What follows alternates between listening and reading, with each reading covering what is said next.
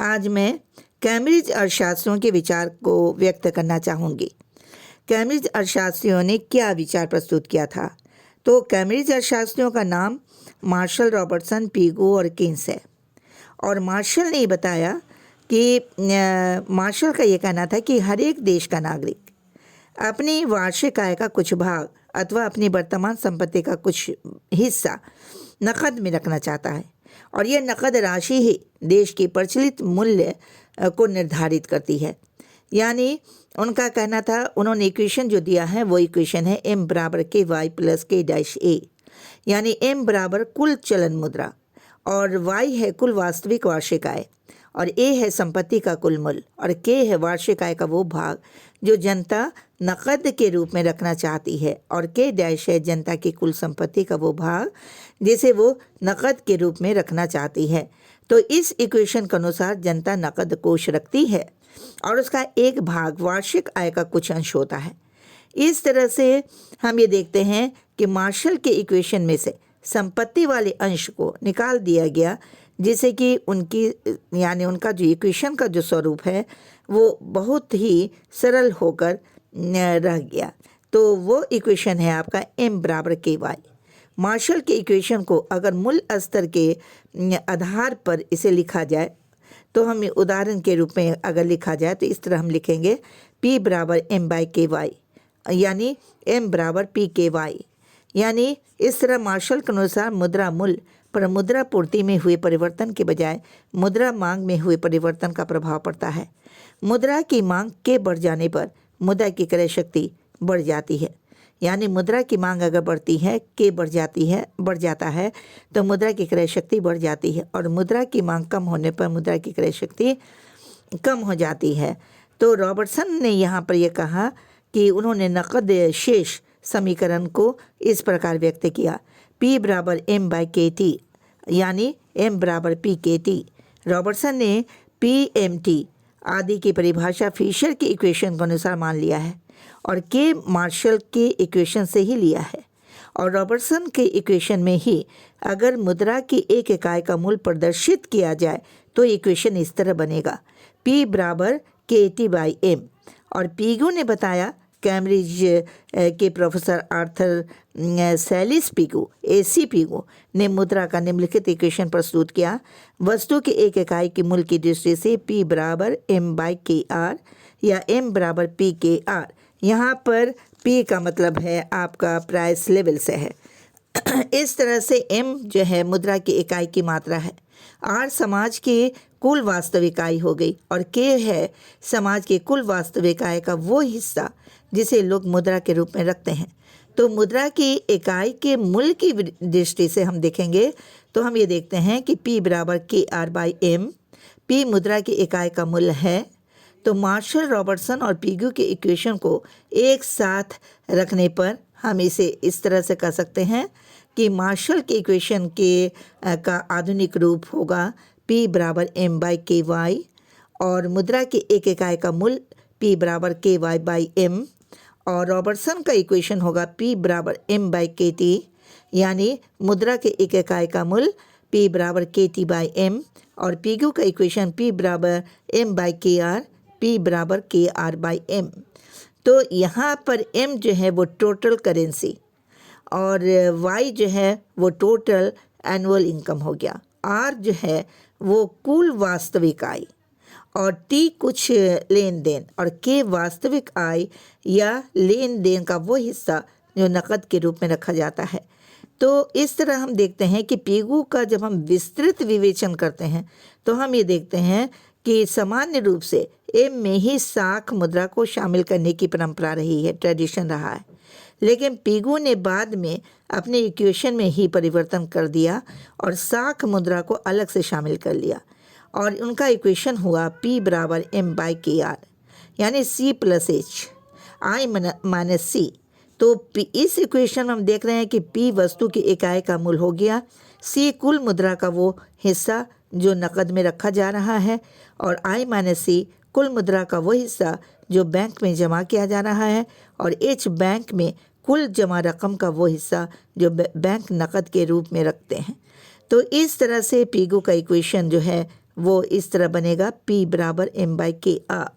अगर इक्वेशन में P का अभिप्राय मुद्रा मूल्य से है तब हम देखते हैं P बराबर के R by M C plus H और आई माइनस सी।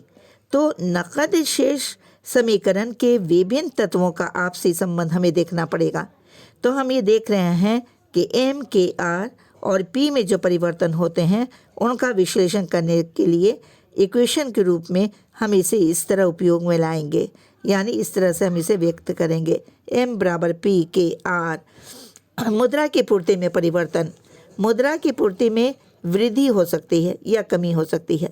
जब मुद्रा की पूर्ति में वृद्धि होती है तो स्वाभाविक रूप से पी और आर में वृद्धि होने लगती है, क्योंकि अधिक मुद्रा चलन में आने से कुल राष्ट्रीय आय आर बढ़ेगा और मूल्य स्तर पी भी बढ़ने की संभावना रहेगी।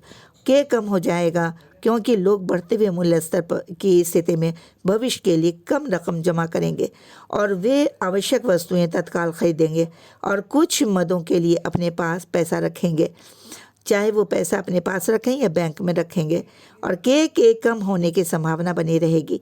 तो इसके अलावा मुद्रा की पूर्ति कम होने से वस्तु मूल्यों में कमी आने की संभावना उत्पन्न होगी और लोग भविष्य में नकद मूल्य पर माल खरीदने के लिए अधिक नकद कोष अपने पास या बैंक के बचत या चालू खाता में रखना चाहेंगे। तो के में वृद्धि होगी। के की वृद्धि का प्रभाव पी और आर में होने वाली कमी द्वारा निष्क्रिय हो जाएगा। पी और आर में होने वाली कमी की वजह से वो इसके निष्क्रिय प्रभाव पड़ेगा। तो कैम्ब्रिज इक्वेशन में प्रोफेसर कीन्स द्वारा किया गया संशोधन, यानी पेगुन के इक्वेशन के से सहमत न होने के कारण कैम्ब्रिज अर्थशास्त्री, जैसा कि आप जानते हैं कीन्स के बारे में, तो कीन्स ने अपनी पुस्तक में लिखा ए ट्रैक्ट ऑन मॉनेटरी रिफॉर्म में परिमाण समीकरण का एक संशोधित रूप प्रस्तुत किया था और ये उनका इक्वेशन था एन बराबर पी ब्रैकेट में के प्लस आर के डैश, यानी एन का मतलब है चलन में नकद कोष की मात्रा, पी बराबर वस्तुओं की एक इकाई का मूल्य, के वस्तुओं और सेवाओं की वो मात्रा जो समाज द्वारा नकद के रूप में रखी जाती है, आर बैंक द्वारा अपनी जमा के पीछे रखी गई रकम राशि का अनुपात, के डैश वस्तु और सेवाओं की वो मात्रा जो समाज द्वारा बैंकों में जमा के रूप में रखी जाती है। तो कीन्स के इस इक्वेशन को परिवर्तित रूप में इस प्रकार रखा जा सकता है, P बराबर एन बाई के प्लस आर के डैश, और इस तरह से यानी कीन्स ने अपना इक्वेशन प्रस्तुत किया था। तो कीन्स के इक्वेशन का जो कैरेक्टरिस्टिक्स है या उसका जो फ़ायदा है, उसका जो गुण है, वो इस प्रकार है। कीन्स ने मुद्रा की पूर्ति की अपेक्षा मुद्रा की मांग को महत्व दिया। उनकी धारणा है कि मुद्रा की पूर्ति नहीं, मुद्रा की मांग ही उसके मूल्य को निर्धारित करती है। और कीन्स ने यह स्पष्ट किया कि मुद्रा की मांग विभिन्न वर्गों द्वारा विभिन्न प्रकार की क्रियाओं के लिए की जाती है, और कीन्स मनुष्य की तत्कालीन समस्या को अधिक महत्व प्रदान किया। और कीन्स के इक्वेशन में जब हम कमियां देखते हैं तो वो कमी है कि कीन्स ने अपनी इक्वेशन में उन तत्वों का उल्लेख किया है जो मुद्रा की मांग को निर्धारित करता है। इसमें नकद रकम के तथा बैंक में जमा वो रकम जो उपभोग हेतु रखी जाती है के डैश शामिल है। इन दोनों ही तत्वों की सही माप करना बहुत ही कठिन है। और मुद्रा की मांग के उद्देश्य में उन्होंने बताया कि 3 तरह के उद्देश्य हैं: ट्रांजैक्शन मोटिव, प्रिकॉशनरी मोटिव और स्पेकुलेटिव मोटिव। परंतु उपर्युक्त समीकरण में नकद मुद्रा रखने के लिए केवल प्रथम उद्देश्य को ही महत्व प्रदान किया गया है। मुद्रा के मूल्य का संकुचित अध्ययन उन्होंने किया और एन और पी में सीधा अनुपातिक संबंध नहीं रहता है। के डैश तथा आर स्थिर रहने पर कीन्सियन इक्वेशन में एन और पी में एक अनुपातिक संबंध स्थापित किया गया है, परंतु वास्तविकता यह है कि मुद्रा और ब्याज दर में परिवर्तन होने पर स्थिति पर स्थिर माने गए तीनों तत्व में परिवर्तन होते हैं और एन और पी में सीधा अनुपातिक संबंध नहीं रहता है। तो फिशर और कैम्ब्रिज इक्वेशन में जब हम समानता देखते हैं तो हम देखते हैं कि इन तीनों इक्वेशन की तुलना से निम्नलिखित तथ्य हमको देखने को मिलेंगे। तीनों इक्वेशन में पी मूल स्तर पर यानी प्रकट कर रहा है। फिशर के इक्वेशन का M V plus M dash V dash, PQ के इक्वेशन का एम और केन्स के इक्वेशन का एन मूल रूप से बराबर है। फिशर ने मुद्रा और साख को अलग अलग माना, जबकि कैम्ब्रिज इक्वेशन साख मुद्रा के अलग अस्तित्व को महत्व नहीं देते। आधुनिक युग में टोटल मनी सप्लाई की परिभाषा में कुल चलन मुद्रा खाते में जमा रकम को शामिल करते हैं। व्यवहारिक दृष्टि से कुल चलन मुद्रा में बैंकों के चालू खाता में जमा रकम शामिल रहती है, इसलिए साख मुद्रा का अलग उल्लेख करने की आवश्यकता नहीं है। मुद्रा की गति, फिशर के इक्वेशन में मुद्रा और साख पत्र की गति v और v डैश का अलग उल्लेख किया गया है। कैम्ब्रिज इक्वेशन में मुद्रा की गति का कहीं उल्लेख नहीं है। वास्तव में मुद्रा और साख की गति का व्यवहारिक जगत में उतना महत्व नहीं है जितना फिशर ने माना है। दूसरी बात यह है कि फिशर ने मुद्रा की गति का उल्लेख किया है, किंतु टी की गति पर कोई ध्यान नहीं दिया।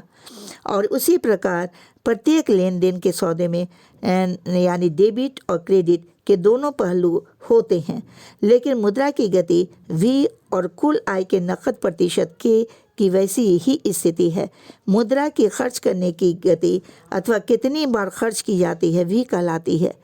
तो इस तरह से अगर फिशर टी और कैम्ब्रिज के आर और केन्स के प्लस आर के डैश गहराई से विवेचन किया जाए तो वह भी एक तथ्य के भिन्न स्वरूप मात्र मिलेंगे, क्योंकि फिशर का टी लेन देन के सौदों की ओर संकेत करता है, जबकि के आर और के प्लस आर के डैश मुद्रा की उस मात्रा की ओर संकेत करते हैं जो लेन देन संबंधी भुगतान के लिए अपने पास और बैंक के पास तरल रूप में रखे जाते हैं। अर्थात ये सक्रिय यानी मुद्रा है जो लेन देन के काम में लाई जाने वाली मुद्रा है।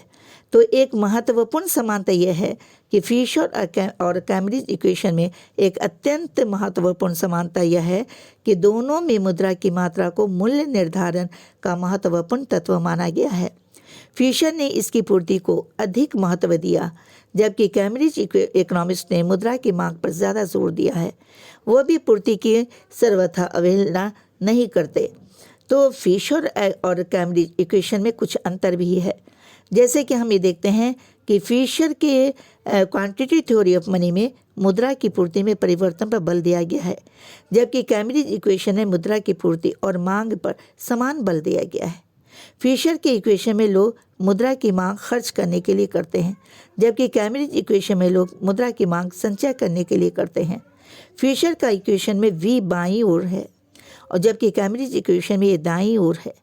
तो इस तरह से हम ये देखते हैं कि फिशर और कैम्ब्रिज और केन्स के दृष्टिकोण में एक अंतर ही ऐसा है जिसे आधारभूत, मौलिक और महत्वपूर्ण कहा जा सकता है। यह अंतर टाइम संबंधी है। कैम्ब्रिज और केन्स के इक्वेशन अल्पकालीन है और फिशर का इक्वेशन दीर्घकालीन परिवर्तन की ओर संकेत करता है। इन अंतरों के बावजूद कैम्ब्रिज इक्वेशन और कैम्ब्रिज का जो अप्रोच था वो मुद्रा के परिमाण सिद्धांत ही है, क्योंकि इसके निष्कर्ष भी वही हैं जो फिशर की विचारधारा के हैं। और एम में परिवर्तन होने पर पी में उसी दिशा में परिवर्तन होता है जिस दिशा में एम में होता है। इसका कारण यह है कि कैम्ब्रिज इकोनॉमिस्ट ने भी वी की तरह के को स्थिर मान लिया है। तो कैम्ब्रिज विचारधारा को हम श्रेष्ठ कई आधारों पर कह सकते हैं, जैसे कि मान लीजिए मानवीय आकांक्षाओं को महत्व देना और इसमें लिक्विडिटी प्रेफरेंस पर प्रकाश दिया गया है, आई को इम्पोर्टेंस दिया गया है। एम और के यानी फिशर की इक्वेशन में एम को विशेष महत्व दिया गया है, जबकि अनेक बार मुद्रा यानी बिल्कुल निष्क्रिय हो जाती है और इसके विपरीत जनता द्वारा के यानी में वृद्धि या कमी का बाजार पर तत्काल असर पड़ता है और मूल्य में तीव्र गति से उतार चढ़ाव होने लगते हैं। और इस दृष्टि से नियमित और दैनिक जीवन में मूल्यों को के ही अधिक प्रभावित करती है, एम नहीं। और फिशर के इक्वेशन में दिए गए वी और टी की वास्तविक जानकारी करना बहुत कठिन है क्योंकि उनका कोई वैज्ञानिक आधार तलाश करना कठिन है और कैम्ब्रिज इक्वेशन के के और आर अपेक्षाकृत अधिक सरल हैं और महत्वपूर्ण हैं। और कैम्ब्रिज इक्वेशन जनता की मुद्रा संग्रह करने की प्रवृत्ति की ओर संकेत करता है, जिसका प्रभाव वस्तु के मूल्य पर पड़ता है। और कैम्ब्रिज इक्वेशन का योगदान वास्तव में उल्लेखनीय कहा जा सकता है। फिशर का इक्वेशन के रूप में मुद्रा की पूर्ति को ही मुद्रा और वस्तु मूल्य का आधार मानता है। यह एक तरफा और संकीर्ण दृष्टिकोण है और कैम्ब्रिज इक्वेशन मुद्रा की पूर्ति को ही महत्व देता है, जिसमें मुद्रा परिमाण सिद्धांत अर्थशास्त्र के अन्य सिद्धांत की श्रेणी में आ जाता है। उपर्युक्त यानी इन सारे तथ्यों को देखने से यह कहा जा सकता है कि कैम्ब्रिज इक्वेशन निश्चित ही फिशर के इक्वेशन पर एक सुधार है। और कैम्ब्रिज इक्वेशन की आलोचना भी की गई, जैसे मांग के आधार पर, बैंक में जमा के आधार पर, जमाओं की श्रेणी के आधार पर, आर और के डैश एन या एम से संबंध के आधार पर, गतिशील व्यवहार की अवहेलना, यानी ये सारे क्रिटिसिज्म हैं जिस आधार पर यह कहा गया कि कैम्ब्रिज इक्वेशन हमारे लिए सही नहीं था। तो जैसा कि कैम्ब्रिज इक्वेशन में ब्याज की दर की भूमिका पर भी बल नहीं दिया गया। वास्तव में मुद्रा पूर्ति का कीमत पर प्रत्यक्ष प्रभाव नहीं पड़ता, वरना ये प्रभाव ब्याज की दर के माध्यम से होता है। तो इस तरह हम ये देखते हैं कि कैम्ब्रिज इक्वेशन में कीमत के गतिशील व्यवहार पर ध्यान नहीं दिया गया और अल्पकाल में कीमतों में परिवर्तन होता है तो उसका उत्पादन और आय पर प्रभाव पड़ेगा। यह कैम्ब्रिज इक्वेशन के आधार पर निश्चित नहीं किया जा सकता। और पिगू और कीन्स ने यह माना कि जनता द्वारा रखे जाने वाले नकद कोष के से प्रभावित होते हैं, किंतु वास्तविक स्थिति यह है कि एम या कीन्स के एन की मात्रा में परिवर्तन आर और तथा के दोनों प्रभावित होते हैं। चलन में मुद्रा की मात्रा में वृद्धि होने से राष्ट्रीय आय बढ़ने की संभावना होती है और राष्ट्रीय आय की वृद्धि वस्तुओं की मांग को प्रभावित करती है। इस दृष्टि से पिगू और कीन्स के दोनों इक्वेशन, जिनमें मुद्रा की मांग को महत्व देने की बात बार बार जोर देकर कही गई है, दुर्लभ सिद्ध होती है। और कीन्स के अनुसार कैम्ब्रिज इक्वेशन में उन कठिनाइयों की ओर ध्यान नहीं दिया गया जो विभिन्न वर्गों के डिपॉजिट के अनुपात में परिवर्तन होने से उत्पन्न होती है। ये डिपॉजिट यानी निक्षेप और जमा राशि विभिन्न प्रकार की होती है। और इक्वेशन में कैम्ब्रिज इक्वेशन में बैंक के चालू खातों में जमा रकमों को मुद्रा की मांग में सम्मिलित किया गया। ये रकमें आय का एक हिस्सा होती है, लेकिन व्यवहारिक जीवन में व्यापारी लोग बैंक से लोन लेते हैं जिनकी रकमें व्यापारियों के खाते में जमा होती है। इन रकमों को आय से क्या संबंध है? अतः ऐसी जमा डिपॉजिट को जिनका आय से कोई संबंध नहीं है, कुल नकद शेष में सम्मिलित किया जाए या नहीं, ये अस्पष्ट है। तो इस तरह से कैम्ब्रिज इक्वेशन में मुद्रा की मांग अनेक उपभोग की इकाइयां हैं।